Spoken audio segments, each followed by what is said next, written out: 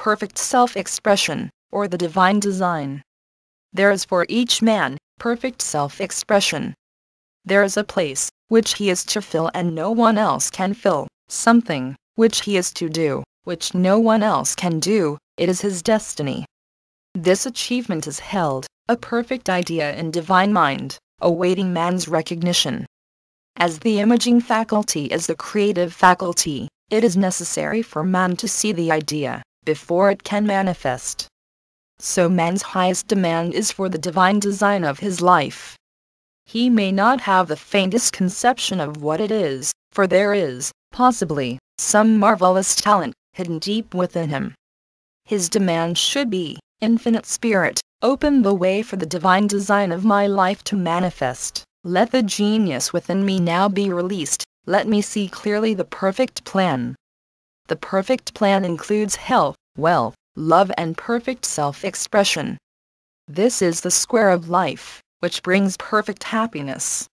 When one has made this demand, he may find great changes taking place in his life, for nearly every man has wandered far from the divine design.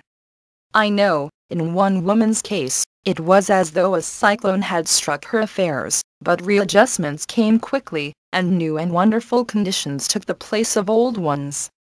Perfect self-expression will never be labor, but of such absorbing interest, that it will seem almost like play. The student knows, also, as man comes into the world financed by God, the supply needed for his perfect self-expression will be at hand. Many a genius has struggled for years with the problem of supply, when his spoken word and faith would have released quickly the necessary funds. For example, after the class, one day, a man came to me and handed me a cent. He said, "I have just 7 cents in the world, and I'm going to give you 1, for I have faith in the power of your spoken word. I want you to speak the word for my perfect self-expression and prosperity." I spoke the word, and did not see him again until a year later. He came in one day, successful and happy, with a roll of yellow bills in his pocket. He said, "Immediately after you spoke the word, I had a position offered me in a distant city, and am now demonstrating health, happiness and supply."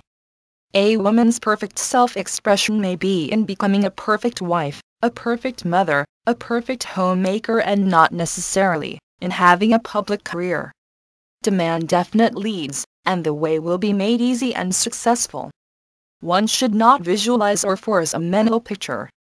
When he demands the divine design to come into his conscious mind, he will receive flashes of inspiration, and begin to see himself making some great accomplishment. This is the picture, or idea, he must hold without wavering. The thing man seeks is seeking him. The telephone was seeking Bell. Parents should never force careers and professions upon their children. With a knowledge of spiritual truth, the divine plan could be spoken for, early in childhood, or prenatally. A prenatal treatment should be, let the God in this child have perfect expression, let the divine design of his mind, body and affairs be made manifest throughout his life, throughout eternity. God's will be done, not man's. God's pattern, not man's pattern, is the command we find running through all the scriptures, and the Bible is a book dealing with the science of the mind. It is a book telling man how to release his soul or subconscious mind from bondage. The battles described are pictures of man waging war against mortal thoughts. A man's foes shall be they of his own household.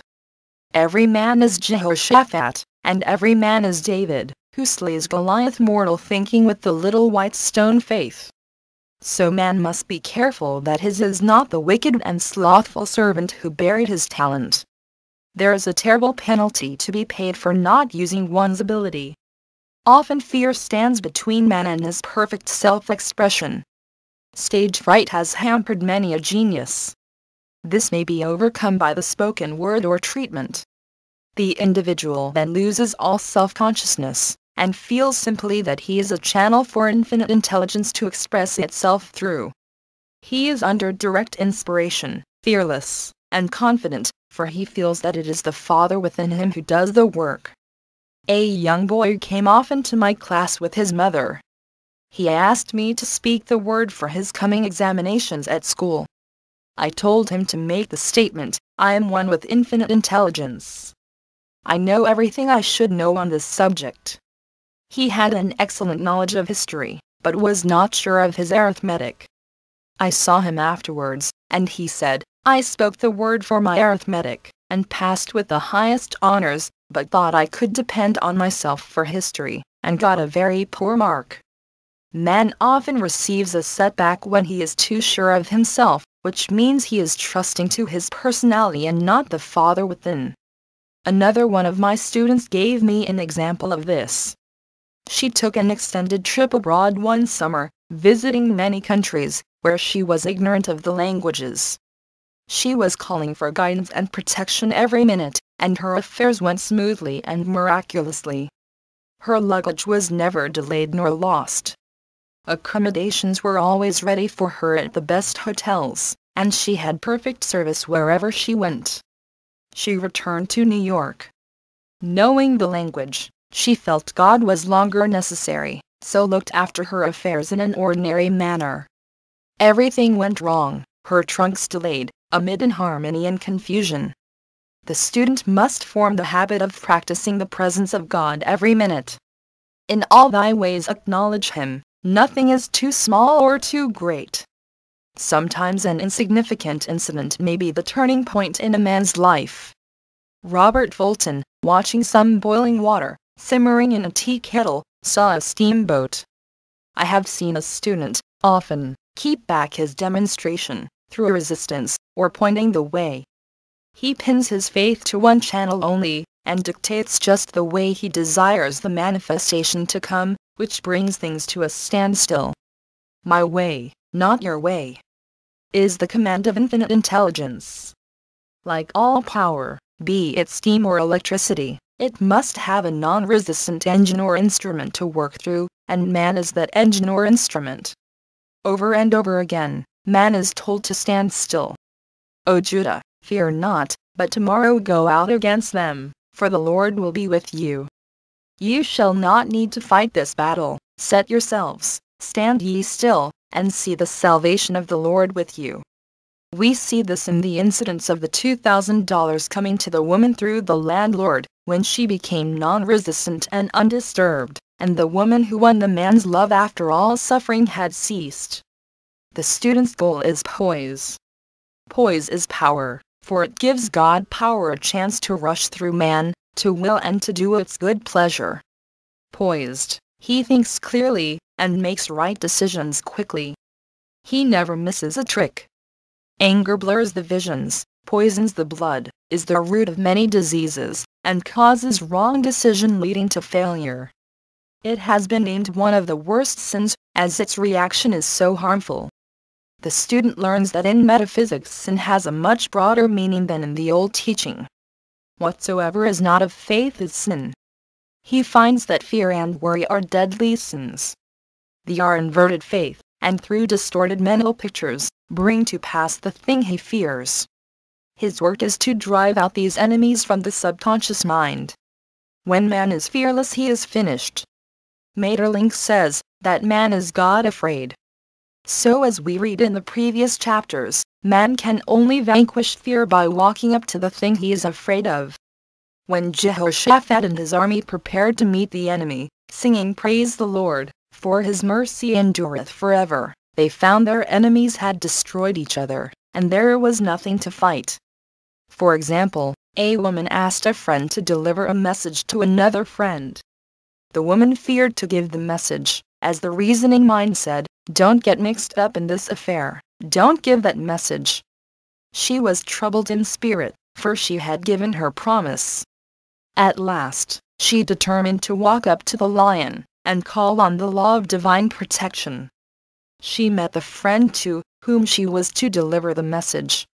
She opened her mouth to speak it, when her friend said, "So-and-so has left town." This made it unnecessary to give the message, as the situation depended upon the person being in town. As she was willing to do it, she was not obliged to, as she did not fear, the situation vanished. The student often delays his demonstration through a belief in incompletion, he should make this statement: in divine mind there is only completion, therefore, my demonstration is completed. My perfect work, my perfect home, my perfect health. Whatever he demands are perfect ideas registered in divine mind, and must manifest, under grace in a perfect way. He gives thanks he has already received on the invisible, and makes active preparation for receiving on the visible. One of my students was in need of a financial demonstration. She came to me, and asked why it was not completed. I replied, perhaps you are in the habit of leaving things unfinished, and the subconscious has gotten into the habit of not completing as the without, so the within. I'll go home and finish something I commenced weeks ago, and I know it will be symbolic of my demonstration. She sewed assiduously, and the article was soon completed. Shortly after, the money came in a most curious manner. Her husband was paid his salary twice that month. He told the people of their mistake, and they sent word to keep it. When man asks, believing, he must receive, for God creates his own channels. I have been sometimes asked, suppose one has several talents, how is he to know which one to choose? Demand to be shown definitely, say, Infinite Spirit, give me a definite lead, reveal to me my perfect self-expression, show me which talent I am to make use of now. I have known people to suddenly enter a new line of work, and be fully equipped, with little or no training. So make the statement, I am fully equipped for the divine plan of my life, and be fearless in grasping opportunities. Some people are cheerful givers, but bad receivers. They refuse gifts through pride, or some negative reason, thereby blocking their channels, and invariably find themselves eventually with little or nothing. For example, a woman who had given away a great deal of money, had a gift offered her of several $1,000s. She refused to take it, saying she did not need it. Shortly after that, her finances were tied up, and she found herself in debt for that amount. Man should receive gracefully the bread returning to him upon the water. Freely ye have given, freely ye shall receive. There is always the perfect balance of giving and receiving, and though man should give without thinking of returns, he violates law, if he does not accept the returns which come to him, for all gifts are from God, man being merely the channel. A thought of lack should never be held over the giver. For example, when the man gave the 1 cent, I did not say, poor man, he cannot afford to give me that. I saw him rich and prosperous, with his supply pouring in. It was this thought which brought it. If one has been a bad receiver, he must become a good one, and take even a postage stamp, if it is given him, and open up his channels for receiving. The Lord loveth a cheerful receiver, as well as a cheerful giver. I have often been asked, why one man is born rich and healthy, and another poor and sick. Where there is an effect there is always a cause, there is no such thing as chance. This question is answered through the law of reincarnation. Man goes through many births and deaths, until he knows the truth which sets him free. He is drawn back to the earth plane through unsatisfied desire, to pay his karmic debts, or to fulfill his destiny. The man born rich and healthy has had pictures in his subconscious mind, in his past life, of health and riches, and the poor and sick man, of disease and poverty. Man manifests, on any plane, the sum total of his subconscious beliefs. However, birth and death are man-made laws, for the wages of sin is death, the Adamic fall in consciousness through the belief in 2 powers. The real man, spiritual man, is birthless and deathless. He never was born and has never died. As he was in the beginning, he is now, and ever shall be. So through the truth, man is set free from the law of karma, sin and death, and manifests the man made in his image and likeness. Man's freedom comes through fulfilling his destiny, bringing into manifestation the divine design of his life. His Lord will say unto him, well done, thou good and faithful servant, thou hast been faithful over a few things, I will make thee ruler over many things. Death itself, enter thou into and the joy of thy Lord eternal life.